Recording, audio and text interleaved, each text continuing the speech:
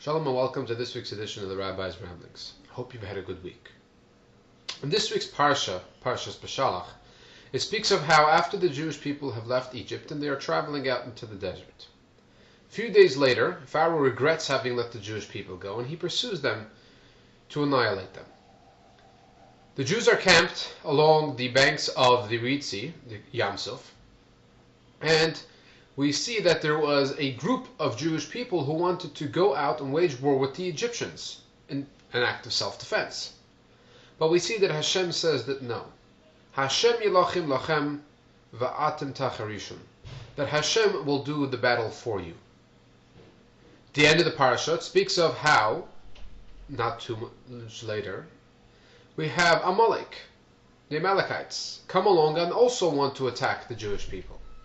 But here we see that instead of saying that Hashem will do the battle for us, Moshe takes a group of warriors and goes out and wages war directly with the Amalekites.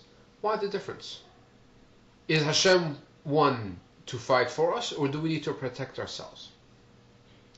Well, let's take a closer look at these two enemies. Pharaoh was actually a threat to our very material existence. In fact, we see that he wanted all the infant boys thrown into the Nile. He wanted to destroy us physically, materially. He wanted to destroy the Jews. Amalek, on the other hand, the Amalekites, their pursuit, their mission was a much more spiritual one. It's explained in Chassidus and Kabbalah that Amalek stands for indifference. So they had no problem with the Jews' existence. It's just that they wanted to take the Judaism out of the Jew. Now here we have to wage war ourselves. Over history, throughout most of our history, we have not been in the position to defend ourselves from those that wanted to destroy us materially. And therefore we always trusted in Hashem and had faith in Hashem that He will protect us, like we see in the story of Purim.